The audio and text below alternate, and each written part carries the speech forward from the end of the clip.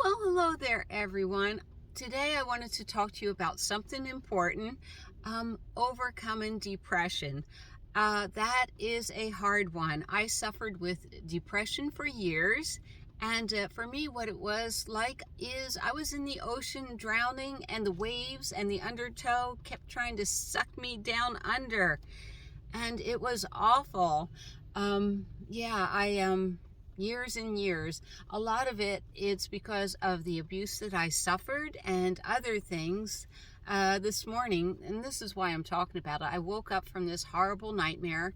I was still with him, my 26-year husband. And, I was basically at the time in my life when I was climbing up the food chain, I had become a really good airbrusher, and I was going around to art associations, giving lectures on color theory and everything. And my husband, he came up beside me and he whispered in my ear, and he told me, imagine how hard it'll be to paint if your fingers are broken. And it's like, coming back from that, coming back from the dead, it's a hard thing to do. And that's one of the challenges that I've had. When I left him, I was about 100 pounds, and the VA decided to put on a lot of weight, and the antidepressants I was on helped, and that's why I've had these surgeries. Within a year, I gained like 50 pounds, and then I lost the 50 pounds. That's why once I got off the medications, I lost the weight. So that's why the surgeries. I just wanted my body to be like it was.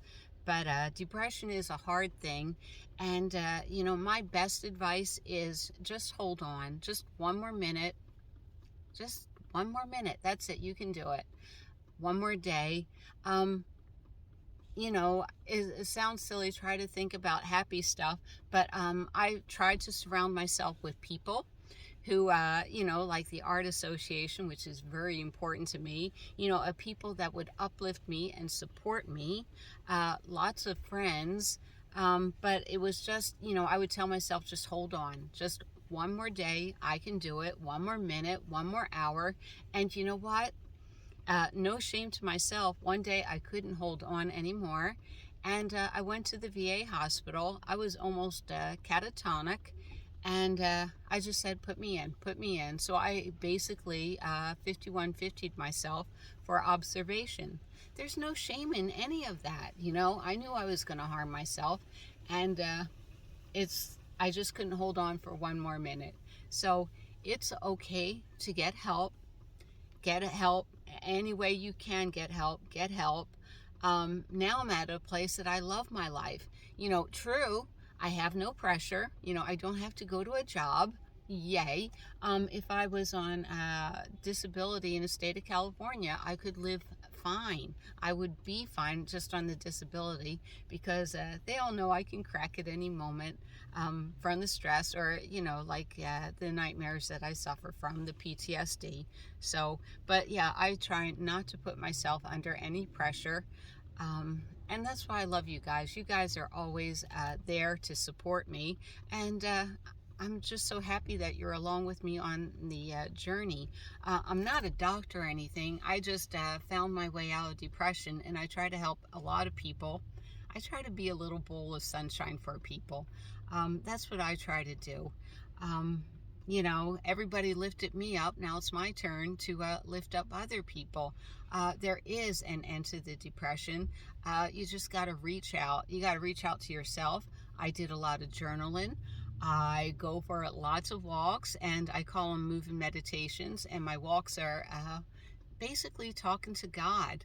It's funny. Today I was supposed to do comment call, but I thought this was much more important. I hope I'm reaching you. Just because things are bad, they can get better. I had so much faith.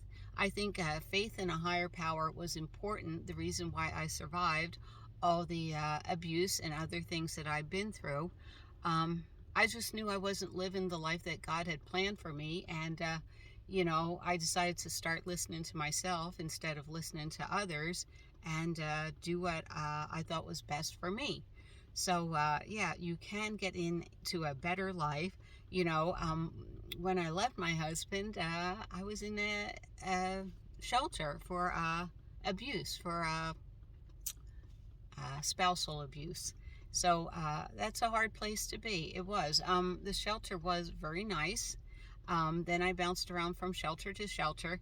But, I think when, I always talk about when I left my husband, and it was like I was standing on the precipice, cliff. And, I just opened my arms and I just jumped backwards, and I just knew a million angels would catch me. They wouldn't let me die. Too tough for that. But anyhow, you just got to believe in those little million angels. They're all around. They're supporting you. They love you. But you know what? I was the one that had to walk away. That was the only way my life was going to get better. So there's some advice there. If you keep doing what you always do, you're going to keep getting what you always get. And so I stopped doing what I always did. And, I started, little by little, all of these little baby steps that I took. I didn't know how to pump my gas, but my girlfriend from the Redlands Art Association, it was just so frustrating to me. Here I am, 50 years old, and not knowing how to pump my own gas. Now, I do have a reason. In New Jersey, you don't get out of your car and pump your gas, but Joan's wise words to me was righty-tighty, lefty-loosey. And then when I was at my first shelter, and I already knew Bob from Cheap RV Living because he had his blog, and I started commenting, and then we started texting, and we became friends. And it's like all I knew is I left with a shirt on my back and my van. And, Bob, I guess he was driving from somewhere to somewhere, and he agreed to meet up with me. These are the little angels that I'm telling you about. They're everywhere. And, Bob would talk to me. I showed him my van, and he's like, of course you can live in that van. And it was a beautiful 92 GMC Vandora. And but I had no income at the time. I didn't qualify for disability. I had just started the process.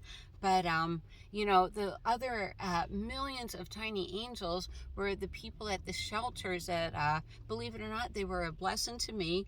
I got to help them because a lot of them had never been in business. So I talked to them about business or being able to support themselves. And they helped me because I had never been alone on my own. Being alone on your own is a very frightening time. It was a frightening time in my life, for the first 50 years of my life. Mom, dad, the military, my husbands, especially my last husband, always told me what to do, how he liked my hair, what kind of clothes to wear, how much makeup to wear. It was just a million things, and I never had to make a decision because I was just somebody's little robot. And so getting to make my own decisions, what kind of car do I want to buy? I was never allowed to buy a car. What kind of movies do you want to watch? What kind of music do you want to listen to? It was all overwhelming, and it really sent me into the pits of depression. So, so I do understand where you're at. I don't get religious. I never do. I just believe in God and positive energy and everything. And, that's what keeps me strong every day. I know I'm not alone. I do make bad decisions, and I know I should listen to that voice in my gut. Sometimes I don't, and things don't end up right. But, I hope you're out there. I hope you're listening, and I hope if you're depressed, you find the help you need. Just hold on for one more minute, one more second.